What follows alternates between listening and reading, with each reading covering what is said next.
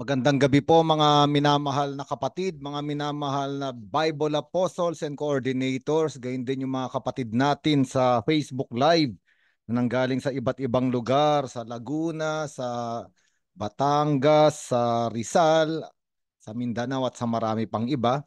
Na tayo po ngayon ay nasa Biblical Spirituality Weekly upang sama-sama tayong magnilay sa salita ng Diyos, no? Sa Ebanghelyo para sa darating na linggo, no? Ngayon po, bago tayo magsimula, papangunahan tayo ng ating sister, no? Siya po ang isa sa Bible Apostles natin dito po sa Tondo, Santo Niño de Tondo. No, siya po ang mangunguna po sa atin para sa ating opening prayer, no? Tatawagan po natin si Sister Christy.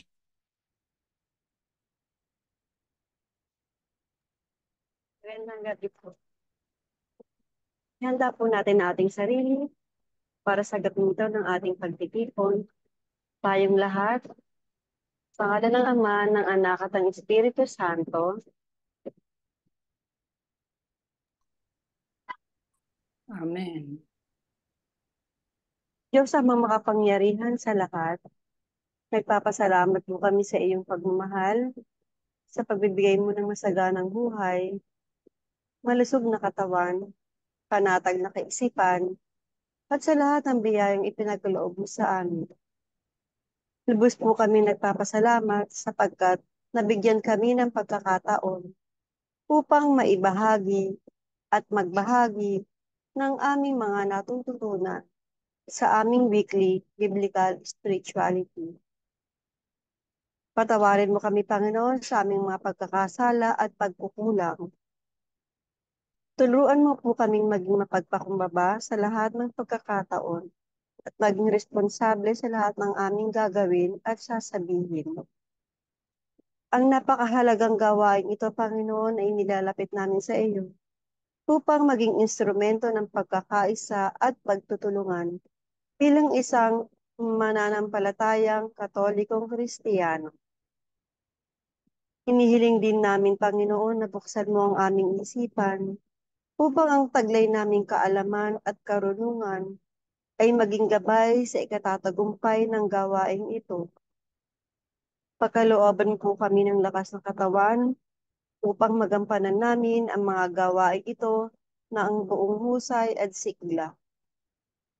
Naway patatagin mo, Panginoon, ang ugnayan ng Ministry on Biblical Apostolate at gabayan niyo po kami sa lahat ng aming gagawin at layo niyo po kami sa kapahamakan. Gayon din po ang aming mga mahal sa buhay.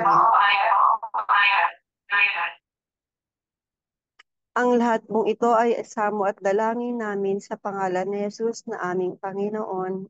Amen. Sa ngalan ng Ama, ng Anak, ng Espiritu Santo. Amen. Magandang gabi po sa inyong lahat. Ngayon po ay tawagan natin ang ating banal na espiritu.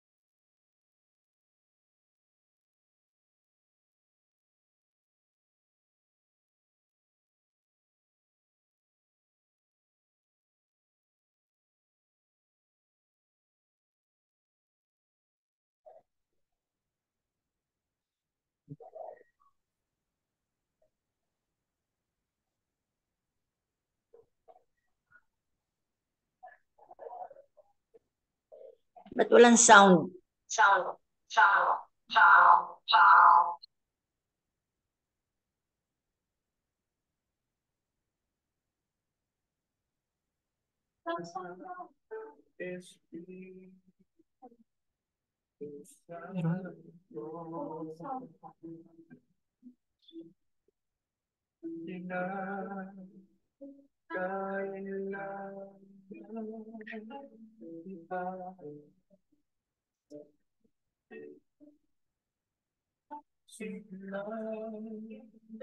At lakas na mahina,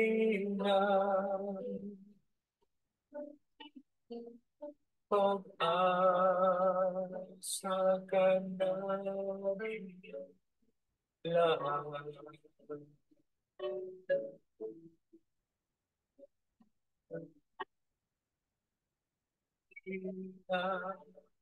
Espiritu Santo,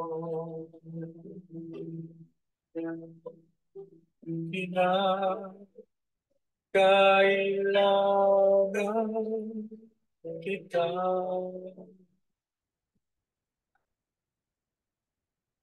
Siglang at lakas na mainam,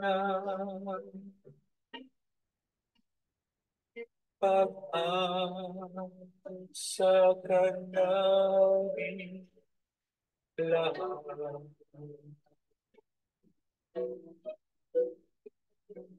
Halina, Espiritu Santo,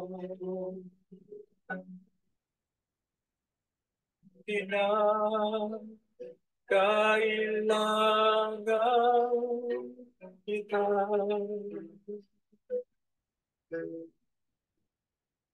Siglang at lakas na mainam,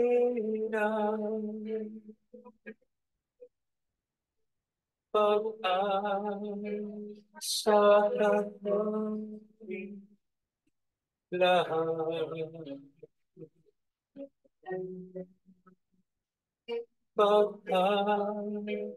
Pag-asa ka namin lahat. Pag-asa ka namin lahat.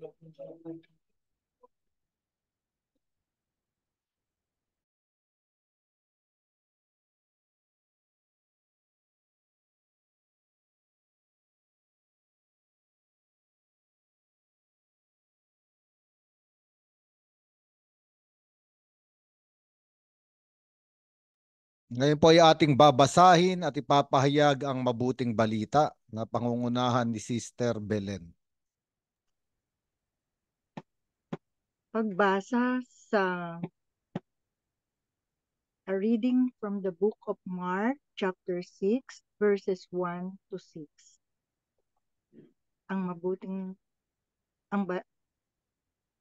Sorry po.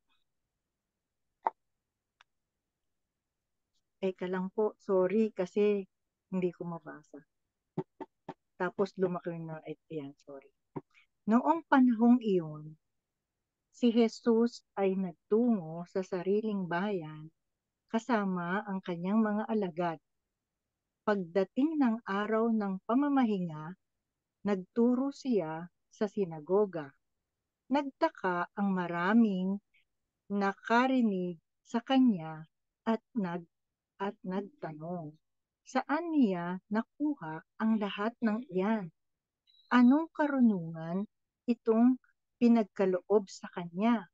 Paano siya nakagagawa ng mga kababalaghan? Hindi ba ito ang karpinterong anak ni Maria at kapatid ni Santiago, Jose, Judas at Simon?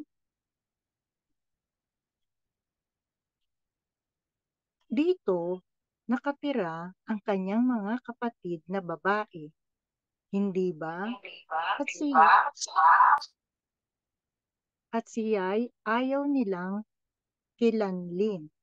Kaya't sinabi ni Jesus sa kanila, ang propeta'y iginagalang ng lahat, liban lamang ng kanyang mga kababayan. mga kamag-anak at mga kasambahay. Hindi siya nakagawa ng anumang kababalaghan doon, maliban sa pagpapatong ng kanyang kamay sa ilang may sakit upang pagalingin ang mga ito. Nagtaka siya sapagkat hindi sila sumasampalataya. Ang mabuting balita ng Panginoon. Pinupuri ka namin, Panginoong Hesukristo.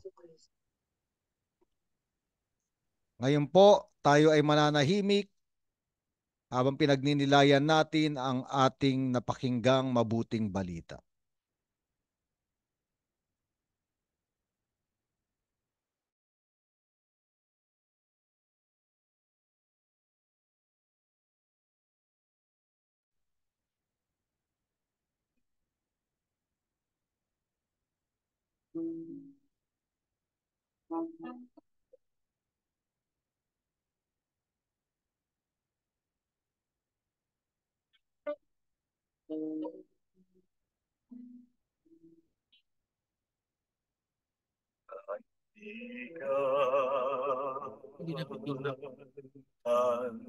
Tuwing mo isang paglalakbay ang buhay. Sanga-sangang landas ay may kahirapan. Kung may lungkot o pag-alim sa'yo'y biglang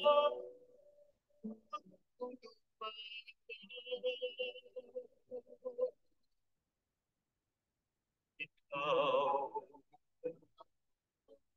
ay papagod sa bigat ng iyong kasama. Panginoon ang balikan, Panginoon ang asahan. Sa'yo halina, lumapit sa akin. Kayong mga napapagalaking pag-ibig, nawahin bigyan ng inyong asahin ay aking pag-agamit. Halina,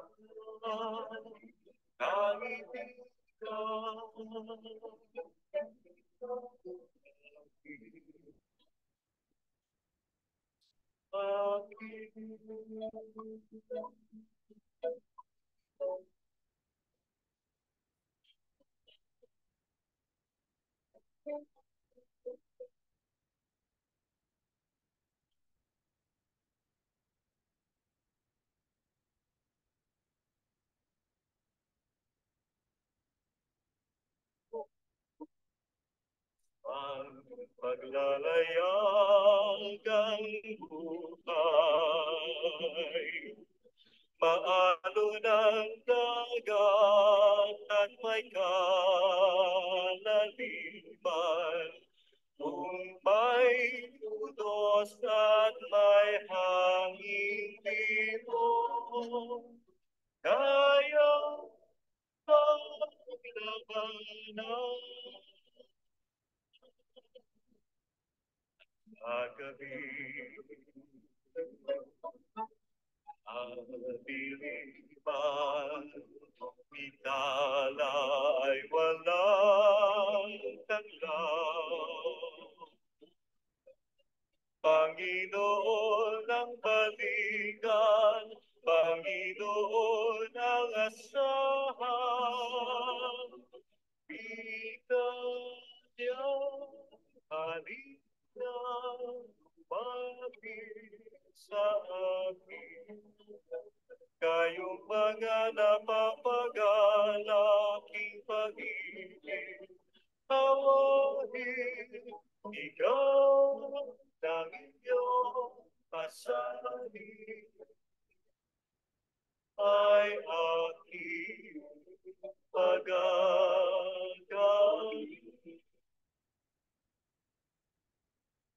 Halina, halina,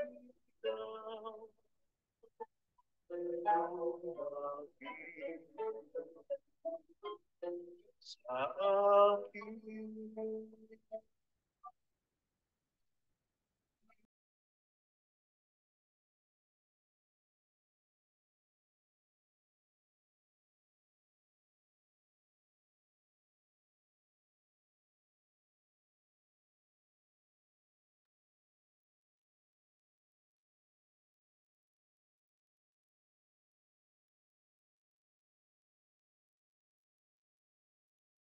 Ngayon po tayo ay pupunta sa pagninilay ng mabuting balita, no, na ating tatanggapin. No? Ito po yung ikalabing-apat na linggo, no, sa karaniwang panahon mula sa Ebanghelyo ni San Marcos, ika-6 na kapitulo, versikulo 1 hanggang 6. At ang tagpong ito ay nasa bayan ng Nazareth. No? Alam natin, no, pinag-usapan na natin nung mga nakaraang Biblical Spirituality Weekly, na si Jesus ay isinilang sa Bethlehem, ngunit siya ay lumaki sa Nazareth. No? Ngunit nung nagsimula na siya sa kanyang tinatawag na public ministry, nung ginagawa niya na ang kanyang mission, siya ay tumira sa Capernaum. Sa Capernaum, ito ay isang bayan sa Galilea sa tabi ng ilog o dagat ng Tiberias, Tiberias. Pero dito sa tagpong ito ng ating ebanghelyo, si Jesus ay bumalik sa kanyang bayan kung saan siya lumaki, no? Ngayong pag-usapan natin yung Nazareth, itong Nazareth ay ito ay nasa 25 kilometers, no? Ang layo sa Sea of Galilee, no? Kung yung Capernaum ay napakalapit sa Sea of Galilee, itong Nazareth ay 25 kilometers, no? At ang Nazareth ay kakaiba, no, sapagkat si Jesucristo ay tinawag na Jesus na taga Nazareno o Jesus Nazareno. Kahit na nga nung ipinako siya sa krus, no, kapag binasa natin ito sa Ebanghelyo ni San Juan, no, ang inalagay na inscription sa ulunan niya nung nakapako siya sa krus, nakalagay doon ay Jesus Nazareno, Hari ng mga Hudyo. No, ito'y nakasulat sa Hebreyo, sa Grego at sa Latin, no. Kaya kinilala siyang Nazareno, no, na taga Nazaret. Pero kung titignan natin sa kasaysayan, ang Nazareth ay hindi kilala, no. Kahit isang beses itong bayan na ito ay hindi nabanggit sa Lumang Tipan. Hindi ito nabanggit sa Lumang Tipan kahit pa nga yung isang kilalang historian, no, na si Josephus Flavius nung panahon ni Jesucristo, binanggit niya lahat ng lugar sa bayang Israel pero hindi niya nabanggit yung Nazareth, no? Hindi niya ito nabanggit kahit yung mga sumunod, no, na mga aklat, no, na mga kasulatan, interpretasyon ng mga Hudyo, yung tinatawag nating rabbinic literature, yung Mishnah, yung Talmud, no, at marami pa silang sinulat, walang nabanggit na bayan na Nazareth, no, sapagkat ang Nazareth ay tinatawag na obscure place, isang lugar na hindi kilala, no? At dito, no, meron isang eto naging na-meet ko ito nung nasa mission ako sa Israel, no, si Father Bargil Pixner. Sumulat siya ng libro, yung The Fifth Gospel, no? The Fifth Gospel, ito yung ebanghelyo tungkol sa lugar, no? Ibig sabihin kapag ka nandun ka sa lugar, sa iba't ibang holy places, no, sa bayang Israel, totoong nagiging laman sa iyo yung ebanghelyo. Sinabi niya dahil ito ay archaeologist din, noong panahon daw ng Jesucristo, ang bayang Nazareth ay hindi kilala sapagkat ang naninirahan doon ay 120 hanggang 150 tao lang. 120 to 100, 150 people lang ang nakatira ron. Obscure place, no, hindi siya kilala. No, bakit hindi siya kilala, no? Kasi nga kung babasahin natin yung Ebanghelyo ni San Juan, no, kapag binasa natin especially yung John chapter 1, alam natin, no, na nung si Felipe ay sumunod kay Jesucristo at nakilala niya si Jesucristo, bilang Mesiyas na siya yung nakasulat sa aklat ni Moises at ng mga propeta, pinuntahan niya yung kaibigan niyang si Nathanael, no? Si Nathaniel. At sinabi niya, nakita na namin ang Mesiyas. Siya ay taga Nazareth. Anong sabi, kung matatandaan ninyo, ano yung sabi ni Nathanael? Is there something good that comes from Nazareth? Meron bang mabuting nanggagaling sa Nazareth? So ang ibig sabihin ng Nazareth ay isang lugar na hindi kilala, no, isang lugar na mababa, no?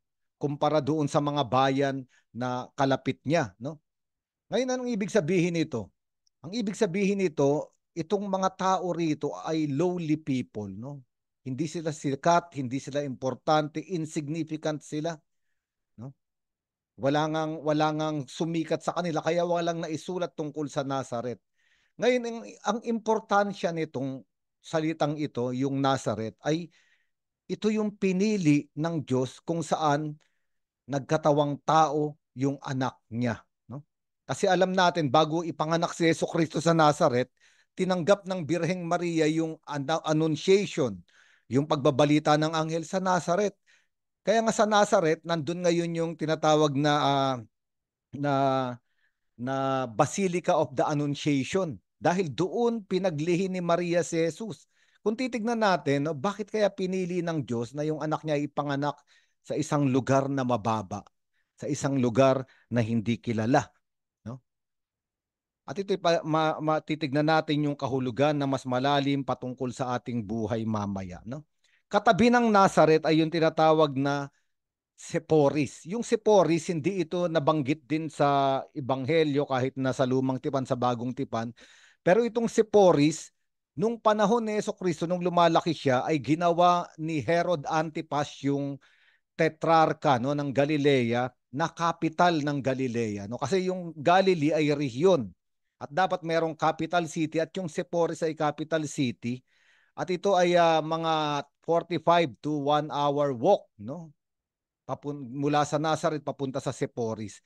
Nung itinatayo ito ni Herod Antipas, sabi nung mga nag-aral na mas malamang, no, malaki yung posibilidad na si Jose kasi at si Jesus ay parehas karpintero, ay nagtrabaho ron, no? So ang ibig sabihin, no, itong lugar ng Seporis capital, ikukumpara doon sa Nazareth na napakababa, ay totoong makikita natin yung kaibahan. At yung tanong, bakit nga kaya yun ang pinili ng Diyos, no? Ngayon ang pinili ng Diyos. Ngayon, dito nga bumalik si Jesucristo kung saan siya lumaki, no? At sinabi rito, no, sa ating ebanghelyo na sa pagpapahayag ni Jesucristo sa sinagoga, no, ay hindi siya pinaniwalaan. Hindi siya pinaniwalaan. Ngayon, kung tatanungin natin, no, bakit may sinagoga at bakit may templo, no? Para lang sa kaalaman natin o review ng mga may alam na yung templo ay nasa Jerusalem, no?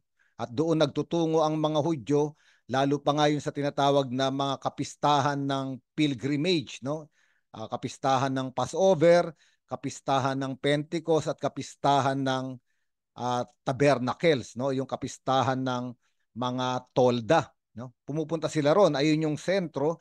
Pero bawat bayan ay merong mga sinagoga, no, kung saan nagtitipon yung mga Hudyo, lalo pa nga sa araw ng Sabat, yung araw ng kapahingahan, at doon sila nagninilay ng salita. At doon sa pagninilay ng salita ng mga Hudyo, palaging merong pagkakataon na ang isang layman o lay person ay pwedeng magsalita, no? At ito nga yung pagkakataon dito sa ating ebanghelyo na si Jesucristo yung tumayo at nagsalita, no? At narinig nila yung karunungan. Pero hindi sila makapaniwala, no? Saan niya kinuha itong karunungan na ito? Kilala natin ito, no? Siya ay karpintero, anak siya ng karpintero. At nandito yung kanyang mga kapatid, no? Hindi sila makapaniwala sa karunungan ni Jesus dahil kilala nila siya. Sinabi pa nga rito, lumaki siya sa gitna natin. Ibig sabihin, simula sa pagkabata ni Jesus, ay nakikita na nila at kilala nila si Jesus. Kaya hindi nila matanggap, no? Bakit may kakaiba siyang karunungan, no? Mahalaga ito. Ngayon, linawin lang natin, uulitin ko, nabanggitan natin sa ibang biblical spirituality. Kapag binanggit na mga kapatid ni Jesucristo, hindi niya ito kapatid sa laman, no? Dahil naniniwala tayo na si Maria ay perpetual virgin, no? Pagkatapos niyang ipanganak si Jesucristo ay wala na siyang naging anak. Kahit si San Jose, kahit sinasabi nung iba na meron na siyang anak sa una asawa, bago niya napangasawa si Maria, ay medyo malabo rin yung interpretasyon na yun. Kasi si San Jose ay tinatawag na chaste spouse, no? Chaste spouse, no? Ito yung pagkakilala ng simbahan kay San Jose. Kaya nga, kapag tinawag ng mga kapatid ni Jesucristo, no? Itong mga kapatid na ito ay mga pininsan o kaya mga kasama sa clan o sa tribo na mga kamag-anak nila, no? Kasi kadalasan na kapag tinatawag kang kapatid, no, ibig sabihin kababayan, no, katribo, kasama sa clan, no? Kaya nga alam natin ito, no? Uulitin ko lang kasi kung meron naman talagang kapatid si Jesucristo katulad nung sinasabi nung iba, bakit nung nasa krus si Jesucristo, pinagkatiwala niya yung kanyang ina kay San Juan, no, na hindi niya kaano-ano. Kung merong kapatid, dapat doon umuwi si Maria sa kapatid ni Jesucristo, pero wala siyang kapatid. Meron siyang kapatid sa espiritu, no, kapatid, no, si San Juan, the beloved disciple, doon niya pinagkatiwala yung kanyang ina. At marami pa pong paliwanag dito, pero itong mga kapatid na ito ay hindi kapatid sa laman. Ngayon, pupunta tayo rito sa pinag-uusapan natin, no? Bakit kaya hindi sila makapaniwala? Ang sabi ng maraming interpreter, no, dahil ginamit nila yung statement na familiarity breeds contempt, no? Kapag pamilyar ka na raw, masyado ka nang pamilyar sa isang tao, sa isang lugar, sa isang bagay, hindi mo na siya ma-appreciate. Wala na siyang kahulugan sa'yo. Ngayon, dahil masyado silang pamilyar kay Jesus, no, dahil lumaki nga sa gitna nila, no, hindi nila ma-appreciate yung karunungan o yung Diyos sa pagkatao ni Jesucristo. Hindi nila makita yon. Ang nakikita lang nila ay kung ano yung pamilyar sa kanila. Isang karpintero. Na katulad namin, mga taga Nazaret, mabababa, no, lowly people, dapat lowly people din itong taong ito. Dapat mababa rin siya. Bakit siya nakakuha ng ganyang karunungan? Hindi naman siya nag-aral, hindi naman siya iskriba, hindi naman siya pariseyo, karpintero siya, no? Ang ibig sabihin ng familiarity ay nakukulong yung tao o yung mata ng tao ang nakikita lang ay kung ano yung pamilyar. Labas doon sa pamilyar, labas doon sa nakasanayan, hindi na ito makita ng tao. Na meron palang ginagawa yung Diyos dito sa kakilala nila, no?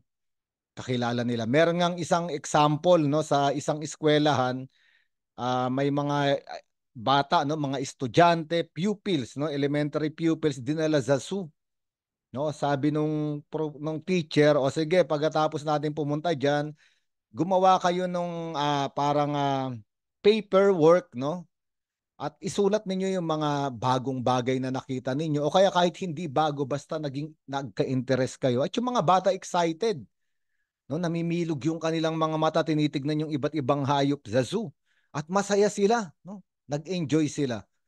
Kaya nung sumulat sila ay ganado sila, napakaraming mga pahina ng papel ang naisulat nila. May isang bata, no, na malungkot, pagod, no, at parang walang gana, walang sigla. At ang isinulat lang ay isang linya. Sabi niya, walang kangaroo. Sabi niya, walang kangaroo doon sa zoo. Ang ibig sabihin, kung i-relate natin, kung iugnay natin ito sa ebanghelyo, itong batang ito, bago pa siya pumunta ron sa zoo, meron na siyang gusto lamang makita. Wala na siyang interes sa iba na nandoon. Kung anong matatagpuan niya, kung ano yung susurpresa sa kanya, ayaw niya na nun. Hindi siya interesado. Interesado lang siya sa isang bagay, yung kangaroo. Kaya nga nabulag na siya sa iba pang mga bagay. At ito mga kapatid, yung sinasabi sa atin ditong ebanghelyo, no? Minsan masyado na tayong pamilyar sa ating ginagawa o pamilyar sa mga tao sa paligid natin. Minsan wala nang lasa, parang paulit-ulit na lang. Parang wala nang nangyayaring bago. Familiarity breeds contempt. Kahit yung mga ginagawa natin, napansin ko nga itong mga biblical spirituality, yung mga ginagawa natin sa ministry, no, kapag ka wala nang naririnig na bago, yung mga tao, no, unti-unti na silang nawawala. No, kasi ang gusto ng tao, may makita akong bago. No? May makita akong bago, may makita ko yung gusto kong makita. kung saan ako pamilyar. Ayun yung hinahanap ko. Pero yung ayaw kong makita, yung hindi ako interesado, wala na akong interest. No? Kaya nga, minsan nagiging pamilyar na tayo sa ginagawa natin at para bang wala ng Diyos na kumikilos, nagiging monotonous, nagiging burden. No, kahit minsan sa mag-asawa o kaya sa mga magulang sa anak, mga anak sa magulang, minsan yung relasyon ay nagiging very familiar. Hindi na minsan nakikita ng asawa na may ginagawa yung Diyos doon sa kanyang asawa. Hindi nakikita ng mga magulang na may ginagawa yung Diyos sa kanyang mga anak. Yung mga anak naman hindi nakikita na may ginagawa yung Diyos sa kanilang magulang. Kaya nga palagi, no, minsan ito yung panganib sa mga naglilingkod sa simbahan. No, minsan talaga uuwi ka sa bahay mo at gusto mong magbahagi ng salita ng Diyos. Katulad ni Jesucristo, umuwi sa bayan niya. Pero masyadong pamilyar sa iyo yung mga tao sa bahay mo. Ang naaalala lang nila yung mga kahinaan mo, yung mga pagkakamali mo, yung minsanang pagsigaw mo, yung napagalitan mo sila. Mahirap makita ng mga tao yung ginagawa ng Diyos. No? Ngayon, nasa Biblical Spirituality Weekly tayo, tatanggap tayo ng salita rito. At minsan masyadong malakas yung salita kaya gusto nating ibahagi. No, pero minsan ang humaharang sa mga tao na sa tuwing magsasalita tayo, sumasara na yung kanilang mga tenga, ay yung pagiging pamilyar nila sa atin o yung pagkakilala nila sa atin. Ito naging problema ng mga taga Nazaret. No? Akala nila kilala na nila si Jesus. No? Naikahon na nila sa sarili nilang perspektibo sa taong ito. Pero hindi nila alam, higit pa ron si Jesus. No? Si Jesus ay Diyos. No? Kaya nga familiarity breeds contempt. No? At ngayon, alam nyo ba, sa atin din, kahit dito sa biblical spirituality, unti-unti na tayo nagkakakilala, meron tayong mga monthly formation, magsasama-sama tayo sa retreat, no? Ito yung panganib na kailangan nating paglabanan. Kasi sa bawat encounter o pakikipagtagpo natin sa salita ng Diyos, pwedeng may gawing bago ang Diyos sa atin. Kaya nga, sabi ni St. John Paul II, a person is always a mystery. Hindi natin pwedeng ikahon sa pagkakakilala natin yung tao. Kasi palaging merong kapangyarihan ng Diyos na may kaya siyang gawin sa taong iyon. No? No, ito yung nangyari. No? Kaya nga, hindi nakagawa ng malaking o maraming kababalaghan si Jesucristo. Yung ang ginamit ditong miracle ay yung tinatawag na dunamis. No? Yung dunamis, hindi lang siya miracle. Kapangyarihan. No? Hindi, parang sinasabi rito na hindi nagawa ni Jesucristong ipakita yung kanyang kapangyarihan sa mga taong ito. Kasi sinabi ron sapagkat sa pagkakakilala nila, akala nila kilala nila si Jesus, nawalan sila ng pananampalataya. Nawalan sila ng pananampalataya, ayaw nilang maniwala. Kapag tinignan nga natin yung version na ito, kasi ito sa Ebanghelyo ni San Marcos, pag tinignan natin yung version kay San Lucas, mas mabigat pa yung nangyari sa version ni San Lucas. Hindi nila matanggap si Jesus, kaya gusto nilang batuhin doon sa cliff, no, sa malapit na sa bangin, at nakaligtas lang si Jesucristo.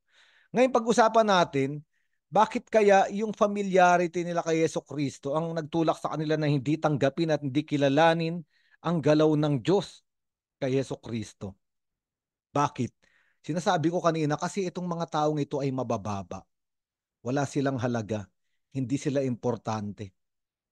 At hindi rin siguro natin masisisi na parang sinasabi nila, ganito lang tayo, wala na tayong magagawa, mahirap na tayo habang buhay, na wala tayong halaga sa lipunan, wala tayong halaga sa mata ng hari. Sa mahabang panahon ng kasaysayan ng Nazaret, yung mga tao ron mababa na yung tingin sa sarili. Kaya nga, yung perspektibo nila sa ibang tao ay dapat ganun din. Kung kami ay mababa, dapat mababa ka rin. No, kung kami ay bigo, dapat bigo ka rin. Kung kami ay walang narating, dapat wala ka rin marating. Kaya nga sa kanila, they are offended, sabi rito, kapag merong mas marunong. Itong taong ito nagsasalita, no, lampas sa kanilang abot, lampas sa kanilang kaalaman, o lampas doon sa kinasanayan nilang naririnig. Kinasanayan nilang naririnig, lampas doon, hindi nila matanggap. No? At ito nga yung familiarity na mababa sila. Pero ang hindi nila nakita ron, yung Diyos na nagkatawan tao at pumunta sa mababang lugar. Sinamahan sila. Ayaw nila nun. Hindi nila makita yun. Ang nakikita lang nila, kawawa kami, dapat kawawa ka rin. At ito yung tinatawag natin sa Pilipinas na crab mentality. No? Crab mentality. Ba't ka mangangaral sa amin? No? Para bang magdadala tayo ng mabuting balita sa mga bahay-bahay, mga kakilala natin, mga kaibigan natin nung bata tayo, kapag nagsasalita na tayo, sasabihin lang ng mga tao, ba't ka mangangaral sa amin? Pagkakasama nga tayo sa kalokohan nung bata tayo eh. No? Kilala ka namin. Kung ganito kami ngayon, dapat ganito ka pa rin. Na para bang wala na tayong karapatang magbago. No? At ito yung dahilan. No? Isa sa mga dahilan kung bakit hindi nila matanggap. No? Pero kung titignan natin, talaga naman sigurong bigo, masakit yung naramdaman ng mga taong ito. No? At doon na sila naikahon. No? Na maawa sa sarili. They wallow in self-pity all the time. No? At doon sila gustong palayain ng Diyos. Doon sila gustong palayain ni Hesukristo. No? Kaya nga minsan kapag masyado na tayong bigo, mababa ang tingin sa ating sarili, ito yung panganib, hindi na natin makita yung kapangyarihan ng Diyos. Kaya nga si Hesukristo, hindi niya na ipakita yung kapangyarihan niya rito. At wala nang magawa yung Diyos. No? Wala nang magawa yung Diyos. No? Kaya nga, ang nawawala, no, kapag wala na tayong makitang mabuti sa mga pangkaraniwan at pamilyar na mga bagay sa ating buhay, ang nawawala ay yung tinatawag na sense of wonder. Yung sense of wonder, ito yung parang excited ka sa lahat, punong-puno ng buhay. At alam niyo ba kung sino ang meron netong sense of wonder? Yung mga bata. Yung mga bata, gusto nilang tumigil para tignan yung bulaklak, yung mga dahon, kahit yung mga insektong lumilipad. Gusto nilang tumigil, masaya silang makita. Bago sa kanila. Palaging bago sa kanila yung mga kanilang mga nakikita. Tayong mga matatanda, hindi na natin napapansin yun. Dahil nagmamadali tayo palagi. No, kasi parang pare-parehas lang ang galaw ng buhay, ang takbo ng buhay. Kailangan natin magmadali. Pero yung mga bata may sense of wonder. May nakikita silang bago doon sa mga pangkaraniwang bagay sa buhay. At ito paanyaya sa atin itong ebanghelyo na ito. No? Manalangin tayo at humingi tayo ng mata. No? Sabihin natin, Panginoon, bigyan mo kami ng mata na magkaroon ng paningin, no? O makakita ng mga extraordinaryong bagay sa mga ordinaryong pangyayari sa aming buhay, to see something extraordinary and special even in the very ordinary event in our lives. No? At napakaganda nito. And then masisimula nating ma-appreciate muli yung umuli yung asawa mo. Ma-appreciate mo uli yung trabaho mo. Ma-appreciate mo uli yung bahay mo. Ma-appreciate mo uli yung buhay mo. Yung ating ginagawa ay magkakaroon ng bagong kulay. Kung bibigyan tayo ng mata ng isang bata, to have the sense of wonder again, at makita natin na araw-araw, kahit paulit-ulit yung parang nangyayari sa ating buhay, araw-araw may ginagawang bago ang Diyos. May ibinibigay na bago ang Panginoon. Kaya nga, ang isang Kristiyano, sabi nga yung Psalm 94, ito yung tinatawag na invitatory psalm na dinadasal ng simbahan araw-araw. Sabi roon, if today you listen to the voice of the Lord, do not harden your hearts.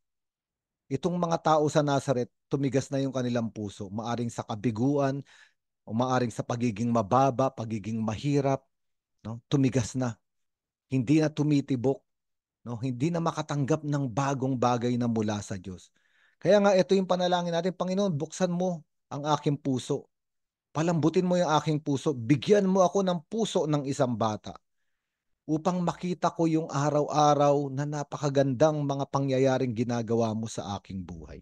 No, kaya nga mga kapatid, no, ang paanyaya sa atin ng Diyos na sa lahat sa atin dito sa biblical spirituality, sa ating ministry on biblical apostolate, yung mga kapatid natin na nasa iba't ibang communities ng simbahan, huwag tayong masyadong maging pamilyar.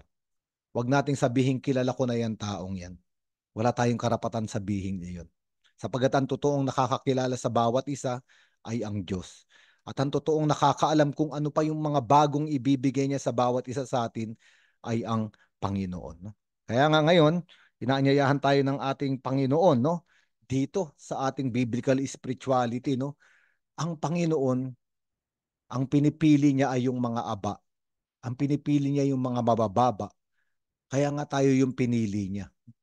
Sabi nga sa sulat ni San Pablo sa mga taga-Korinto, alam kong alam nyo na ito, no? Ano yung sulat ni San Pablo sa mga taga-Korinto? Kung babasahin ninyo, isulat ninyo yung 1 Corinthians chapter 1, 20 to 25, no? Sabi rito, ipinapakita ng Diyos na ang karunungan ng sanlibutang ito ay pawang kahangalan lamang. Sapagkat ayon sa karunungan ng Diyos, hindi niya pinahintulutang siya'y makilala ng tao sa pamamagitan ng kanilang karunungan. Sa halip, minarapat niyang iligtas ang mga nagpapasakop sa kanya sa pamamagitan ng magandang balita na aming ipinangangaral na sa tingin ng iba'y isang kahangalan. Sinabi ito ni San Pablo, hindi makikilala ng tao ang Diyos, lalo pa nga yung taong mayroong makamundong karunungan. Yung parang sinasabi niyang, kilala ko na, alam ko na. Hindi. No? Sabi ni San Pablo, hindi. Makikilala ang Diyos sa pamamagitan ng pagpapahayag ng mabuting balita na sa tingin nila ay kahangalan. Sabi ni San Pablo, kaya nga minsan, ang tawag sa atin ng mga tao, nagpapahayag tayo ng mabuting balita, mga hangal, no? Mga nasisiraan ng ulo. Pero ito talaga yung sinabi ni San Pablo. Kaya nga sabi ni San Pablo, ang mga Hudyo'y humihingi ng himala bilang katunayan. Karunungan naman ang hinahanap ng mga Griego. Ngunit ang pinapangaral namin ay si Kristo na ipinako sa krus. At ito yung karunungan. Isang Diyos na bumaba sa mababang lugar. At pumunta pa rin sa krus, pinakamababang lugar sa mundo ay ang krus. Lugar ng mga makasalanan, lugar ng kriminal. At ito pinapangaral ng Kristyanismo, ito pinapangaral ni San Pablo. Sabi niya, ang pinapangaral namin, si Kristo na ipinako sa krus. Siya ay isang iskandalo para sa mga Hudyo. Bakit iskandalo? Kasi si Jesucristo ay Diyos, sinasabi ng mga Kristiyano. Pero namatay na katulad ng isang makasalanan, ng isang kriminal. Kaya na-iskandalo yung mga Hudyo. Kung Diyos ka, ba't ka namatay na katulad ng makasalanan? Pero hindi nila alam, ito yung karunungan ng Diyos. Kinuha na Jesucristo yung mga kasalanan ng sanlibutan. Kasalanan nating lahat, kaya siya ay nawasak sa krus. Sabi pa rito San Pablo, at para sa mga hintil, siya ay isang kahangalan, absurdity. Kung makapangyarihan ng Diyos, kasi para sa mga hintil, sa Griego, ang Diyos ay makapangyarihan, ba't ka nagpapako sa krus diyan? Ba't ka nagpapako sa krus? Pero hindi nila alam yung kapangyarihan ng pagkapako ni Jesucristo sa krus. Ito yung kapangyarihan ng pag-ibig ng Diyos.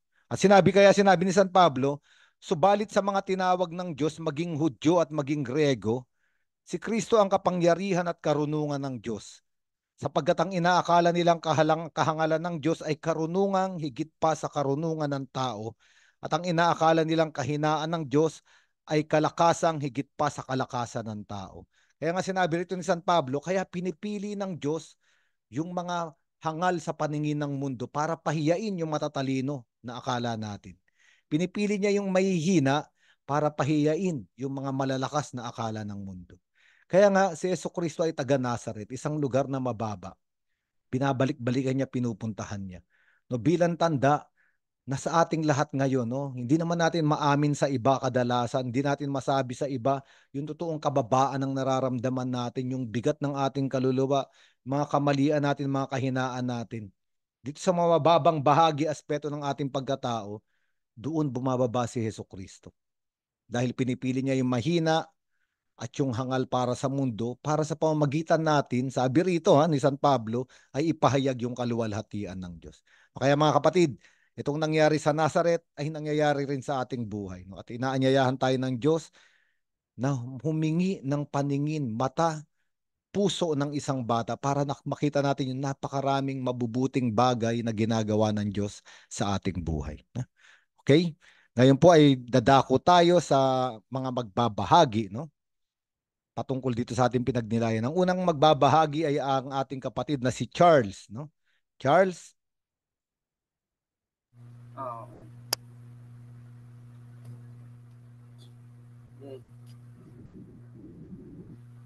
Good evening po. So, I have a simple thing and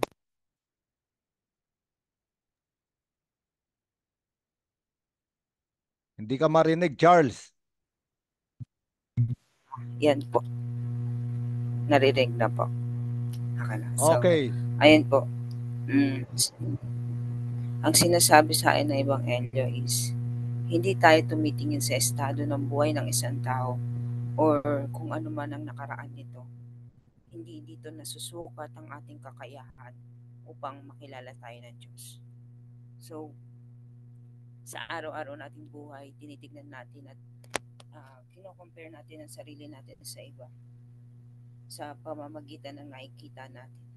Ngunit hindi natin nakikita yung ating sarili kung ano ba ang kakayahan at talentong ibinigay sa atin ng Panginoon. And being successful is not what you have, but when God is with us. Kung hindi nakikita sa isang tao ang pagiging successful, kung gaano siya kaangat sa buhay, or kung gaanong karaming kayamanan ang meron siya. Ngunit nakikita ang pagiging angat sa buhay at successful sa buhay, at kung nasa puso mo ba si Yesu Cristo. And sometimes problems can be isang struggle sa atin sa buhay sa pananampalataya natin kay Jesus. Ngunit ang problema ay naghahatid sa atin sa isang miracle na binibigay ng Diyos. Isang karunungan na binibigay ng Diyos. Isang bagong kakayanan o kaalaman na malulutusan natin sa binigay ng problema sa atin ng Diyos. And sa araw-araw nating buhay, ang nagmamadali tayo sa pagiging successful o nagmamadali tayo sa bagay na hinihingi natin sa Diyos. Ngunit ang sinasabi sa atin ng Diyos is, wait and have faith. It's not too late. God's timing is always a perfect timing. Small progress in months is a big progress in years. So, hindi dapat natin minamadali at magtiwala lamang tayo sa Panginoon. Ngunit, ang kanyang plano sa atin ay laging perpekto. Ang kanyang plano ay laging nasa tamang oras. Ang kanyang plano ay laging magbibigay sa atin ng pag-asa. And lastly, I want to give to all of you that you're not defined in your history, but you are defined in your destiny. Ayun lang po. Salamat, Charles. Ngayon na mag-aanyaya tayo ng isa pang kapatid o Bible Apostles, no, Bible Apostle na nais magbahagi no, ng kanyang karanasan. Kung nakita niya yung kanyang buhay dito sa Ebanghelyong ating binasa at pinagnilayan. Mag-unmute po kayo no, at magbahagi.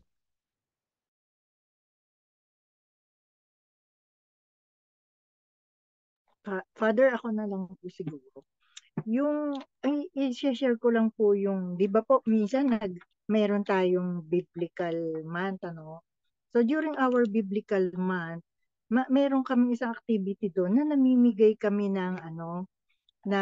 namigay kami noon ng parang business card na nakalagay yung every Monday naming pag LBS. So, sa parokya, namigay kami during that day. And then, may pagkakataon po sa PPC meeting, kasi ako yung representative, namigay din po ako doon. Meron lang po akong isang table na hindi nabigyan.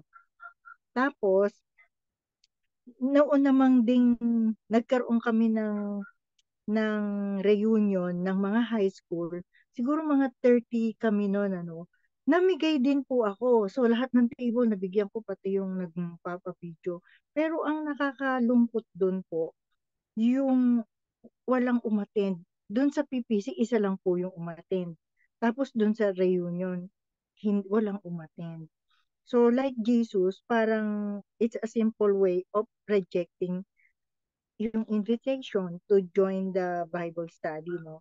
Pero bagamat ganun po nangyari, sige lang, hindi naman ako nawala ng nakakalungkot, pero parang baliwala. Every Monday, nag-a-attend pa rin po ako ng LBS namin, which is conducted by Ate Irene. So, yun po ang aking sharing lang po. So, yun po. Despite the rejection, go lang po kami. Thank you po.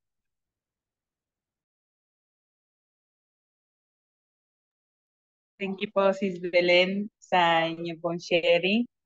At tayo po ngayon ay recap po yung ating tinagnilayan ngayon. At ang i-share po ngayon ay si Tere. Tere, may tempo dahil po yung aking sound hindi po masyado Sige, Tere. Hello po, maganda. Salamat po sister and magandang gabi po sa ating lahat. Ayun po. So, sa akin po, personally, ito pong ebanghelyo po natin para po sa darating na linggo. Very limited lang po siguro yung mga naatinan ko or mga humili po na naririnig ko. Pero ngayon parang feeling ko mas pinilawig po ni Father Adonis. Ang dami po niya nasabi pero ipo-point ko na lang po siguro doon sa connected po talaga na bakit po yung mga tao ay hindi makapaniwala kay Jesus na nagpapahayag doon sa templo. So ang talaga po tumatak po sa akin yung familiarity breeds contempt. Sabi po dahil sa pagiging familiar natin sa isang bagay o sa mga pangyayari, sa mga tao, sa ating mga ginagawa po, ay nakukulong na yung ating paningin doon sa isang bagay na yon. Na example nga po ni Father kanina, siguro po sa ating Bible Apostles, Ordinators, yung ating mga gawain, yung ating mga efforts, ating mga pagtsatsaga sa ating pong ministeryo, yung mga inilalapit natin yung salita ng Diyos sa kanila, maaari po na dumarating po sa time na para na panghihinaan o kaya minsan hindi na po natin nakikita na merong bang bunga yung ating mga pinagagawa. Pero dito po pinaalala po ng ating ebanghelyo na ang Diyos,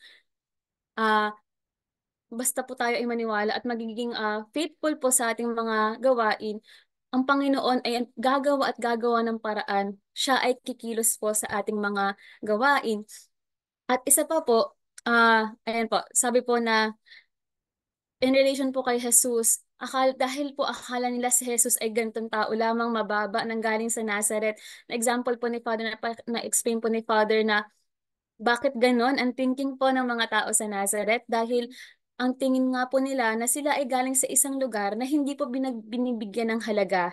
Kinompare po ni Father yung lugar ng Nazareth sa Sepphoris, na capital daw po ng Galilee, na kapag ikukumpara mo nga po, walang-wala nga po talagang masasabi ang mga tao sa Nazareth. So ano bang pwedeng mangyari? May mabuti bang pwedeng maibunga ang lugar na Nazareth? So dun po makikita natin kung bakit ganun ang naging reaction po ng mga tao nung nagpapahayag po si Jesus sa templo. So na-realize ko rin po no, na minsan po kung ano po yung tingin natin sa isang bagay, tingin po natin sa isang tao, isa lang po yung reflection ng kung ano po yung tingin natin sa ating sarili. The way we react to people, the way we treat other people, it is actually a reflection of ourselves, of how we value ourselves, how we treat ourselves. So, ayan po, ang gandang reminder lang po sa akin nun. And, ayan po, sabi po, ang mga tao po doon, they are offended kapag po sa tingin nila na meron sa lugar nila na parang merong may alam. So sa katauhan po ni Jesus, doon po nila na ipakita nga po yung crab mentality ng mga tao na yon dahil nga po sa paniniwala nila na hindi naman pwedeng si Jesus ay isang anak ng karpentero, pwedeng magsalita ng ganito, pwedeng magpahayag ng ganito, saang nanggagaling ang karunungan ni Jesus. Ayun po. Pero ang pinakagusto ko po na sinabi po ni Father ay isa po dito yung sabi niya sa ating kabiguan, sa ating kababaan, minsan po yun po yung nagiging hindrances, yun po yung nagiging hadlang para hindi po natin makita lahat po ng mga kabutihan na ginagawa ng Diyos sa ating buhay. Kahit po sa mga ordinaryong bagay. Kaya nga po, kinompare din po ni Father, no, na sino nga ba yung mga tao na may sense of wonder, na makita yung ganda o makita yung beauty, doon sa ating mga ginagawa na minsan po nawawala habang tayo ay tumatanda. So i-compare po yun doon po sa mga bata, sa mga paningin po ng mga bata na hindi po ba yung mga pamangkin po natin, yung mga maliliit, ganyan, parang naa-amaze po tayo. Deep inside po ako po, kapag nakikita ko po yung pamangkin ko na parang may binigay ka na simpleng bagay sa kanya, tapos yung saya niya, ang yung ngiti niya, parang sobrang appreciation, no? So, magandang reminder po yung gospel po natin na sana maibalik ng Panginoon yung ganong paningin sa mga bagay na ating natatamo, sa mga bagay na ating na-experience, sa mga bagay na patuloy na hinahayag at pinapakita ng Panginoon sa atin. Minsan nga po yung Diyos, nire-reveal na niya yung sarili niya, pero dahil tayo, katulad po ng mga tao sa Nazareth na nakafocus lang yung attention dito, hindi na po natin talaga ma-appreciate. Pero yung Panginoon talagang pinapakita na niya yung sarili niya harap-harapan, pero tayo lang po talaga yung parang naging bulag na po.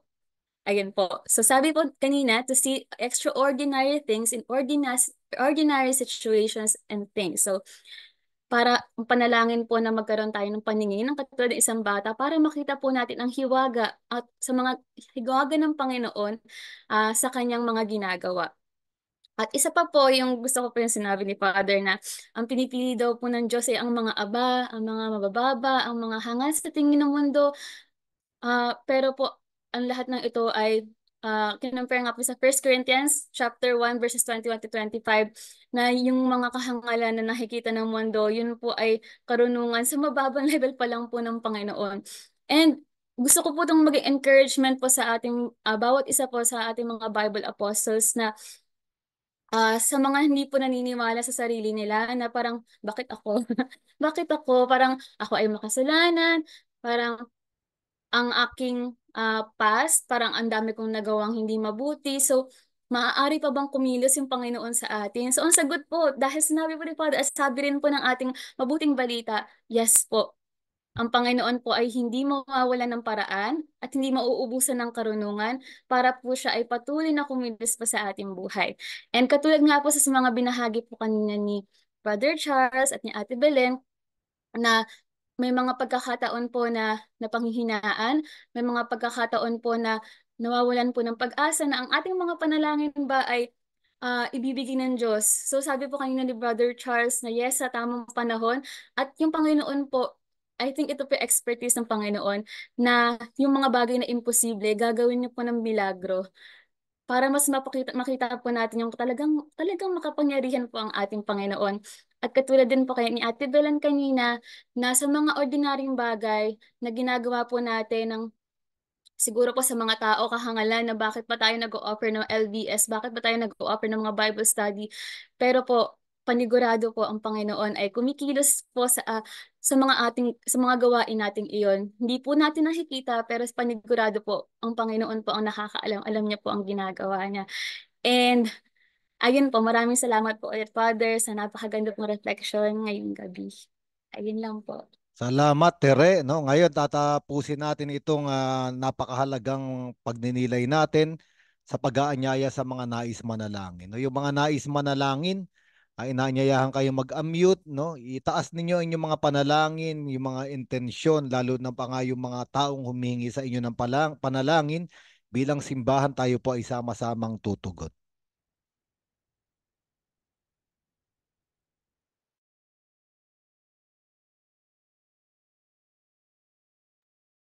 Ama naming makapangyarihan, itinataas po namin sa inyo ang kalooban po ng iyong mga lingkod na napanghihinaan po sa kasalukuyan. Panginoon, nawa ang iyong mga salita ang patuloy na magpalakas sa kanila at nawa maging motivation po para po magpatuloy po sa inyong ministeryo. Manalangin po tayo sa ating Panginoon. Panginoon, dinggin mo ang aming panalangin. Aming Ama sa langit, wag po sana namin katakutan ang rejection o pagtanggi ng tao sa aming gawaing ibahagi ang iyong salita. Sustain our boldness, O Lord, with the power of your Holy Spirit. Tulungan mo po kami sa aming misyon na pagpapalaganap ng salita ng Diyos, lalong-lalo na sa aming pamilya, where too much familiarity po ay isang hadlang. Tulungan mo po kami na ipagpatuloy ang aming gawain bilang isang Bible apostles. Manalangin tayo sa Panginoon. Panginoon, dinggin mo ang aming panalangin. Panginoon, tinataas po sa inyo natin. Po ang inyong mapagtingkod. Nawa, Panginoon, palagi po kami ingatan at ibayan sa paghahayag ng inyong salita sa pagbabahay-bahay natin sa nagsasabukan sa Panginoon. Panginoon, dinggin mo ang aming panalangin. Panginoon, itinataas ko po sa inyo sa pangalan ng iyong mahal na anak na si Jesus, ang kagalingan ng aking kapatid, younger brother po, na nagkaroon po ng mild stroke at nasa ICU po siya ngayon. At ganun din po si Brother Rami Flores na nahirapan din pong huminga at nakakonfine din po sa ICU ngayon. Panginoon, dinggin mo ang aming panalangin. Panginoon, dinggin mo ang aming panalangin. Panginoon, kami nananalangin sa iyo na kami ay bigyan mo ng mga mata na palaging nananatiling namamangha sa lahat ng iyong gawa, sa lahat ng mga bagay na ibinibigay mo at ipinapakita sa amin. Panatilihin mo sa aming puso, Panginoon, ang pagkamangha sa iyo na aming Diyos at Ama na nagbibigay ng lahat sa mga pangkaraniwang bagay sa aming kapaligiran. Manalangin tayo sa Panginoon. Panginoon, dinggin mo ang aming panalangin. Tanggapin mo, Ama, mga panalangin na ito, gayon din yung mga panalangin na nanatili sa aming mga puso sa pamagitan ng panalangin itinuro ng iyong anak sa amin. Ama namin, sumasalangit ka, sambahin ang ngalan mo, mapasa amin ang kaharian mo, sundin ang loob mo dito sa lupa para ng sa langit. Bigyan mo kami ngayon ng aming kakanin sa araw-araw at patawarin mo kami sa aming mga sala para ng pagpapatawad namin sa nagkakasala sa amin. At huwag mo kami ipahintulot sa tukso at iadya mo kami sa lahat ng masama. Ngayon po ay dadako tayo sa mga announcement na ibibigay sa atin ni Tere. Salamat po, Father. Magandang gabi po muli sa ating lahat. So ngayon po, i-update ko po kayo para sa number po of participants sa ating darating po na Biblical Annual Retreat sa July 19 to 21 sa St. Michael's Retreat House sa Antipolo. So ngayon po, meron na po tayong 83 registered participants para po sa ngayon darating na July. So dahil po 100 po yung kaya po nating accommodate, meron na lang po tayong 17 free slots. So dahil po last na announcement po natin hanggang July 5 po, yung last na confirmation po ng ating Bible coordinators bago po natin i-open para sa mga ibang tao po na interested po na sumali. So ibig sabihin galing po sa ibang mga ministries. So yun po, encouragement lang po na para po sa mga nais na humabol, message lang po si Ate Lani, si Sister Laces, at o kaya po ako, or si Father Adonis. And paalala rin po sa mga magbabayad po through GCash, huwag niyo po sanang kalimutan na screenshot niyo po yung proof of payment niyo po, and then pakisend na lang po kay Ate Lani. So para din po sa mga nagtatanong kung meron po tayong formation, monthly formation for the month of July, ito na pong ating Bible retreat yung magiging formation po natin. So, confirm na lang, Father, kung tama po yun. Ayun lang po. Sige po, tama po yun. So ito yung kasi third weekend din naman siya ng July, kaya ito na po yung ating monthly biblical formation. At ngayon po, katulad nung sinasabi natin, no, si Cardinal at si Father Reggie, ang ating Vicar General, silang dalawa ay totoo naman talagang nais tayong makatagpo, makapiling. No? Kaya nga, yung mga Bible Apostles, no, na nais talagang dumalo, no, magpa-register na po kayo. Kung meron pong problema, kahit ano, tawagan nyo po kami, no, si Sister Laces, yung mga officers, no, baka matulungan po namin kayo, no. Ayun po. Pero sa susunod na Martes, meron pa rin po tayong Biblical Spirituality Weekly, no? At palagi po tayong magninilay sa salita ng Diyos dahil ito naman yung ating lakas, no? Ngayon po sa sa annual Biblical Retreat natin, may ibabahagi po kaming mga forms, no? Kasi gusto po natin ma-identify yung mga coordinators, assistant coordinators per parish para po matulungan kung anong dapat gawin. Kasi po tayo ay inaanyayahan ng diocese na ma-involve sa new evangelization, especially yung abutin na yung mga tao, no, sa peripheries, no, doon sa laylayan ng lipunan. No, marami na pong gumagawa, may mga nag-house to house na po, Pero sa mga ibang parokya, dahil isa lang o dalawa lang yung ating Bible Apostles, baka kailangan nating i-re-strengthen, no, para po maabot natin yung mga mahihirap, yung mga nandun sa periphery, sa margin ng society, no? At ang atin pong napag-usapan nung nakaraan ay maghahanap po tayo ng murang mga Bible o baka may mag-sponsor para makabili tayo ng marami, no, para sa bawat parokya ay totoong mahubog natin, ma-form natin yung mga taong malayo sa simbahan. No, at sa pagkatapos nilang ma-form, mahubog, ay bibigyan natin sila ng Bible at aalagaan natin sila, supplement, no, bibigyan natin sila ng Bible study, Bible sharing every week. Kung ano pong mga method ay marami tayong maitutulong. Mahalaga po ay maabot natin yung maraming tao. Sister Laces, meron abang nais i-announce, idagdag?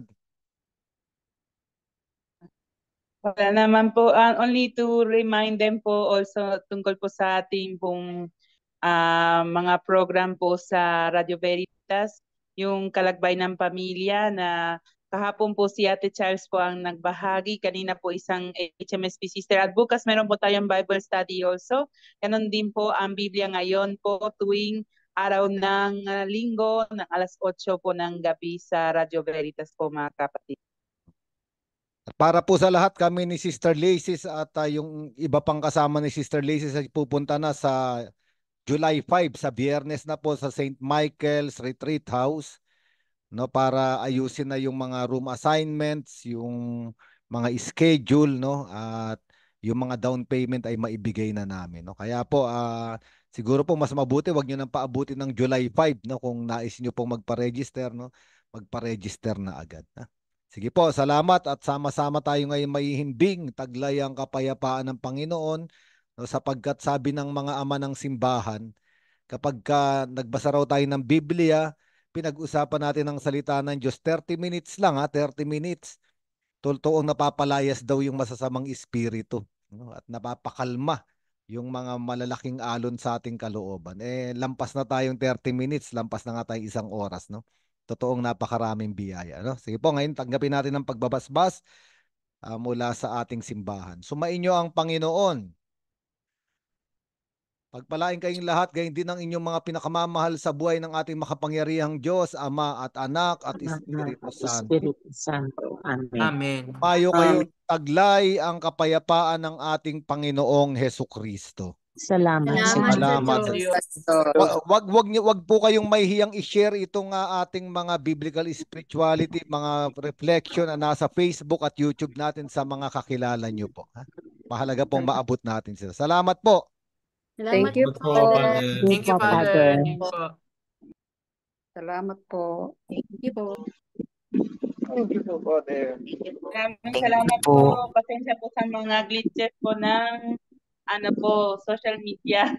Thank you next po. time we will do it better. Thank you po Good sa mga night. Good nag-share, night po. sa mga nagbasa. Maraming salamat po.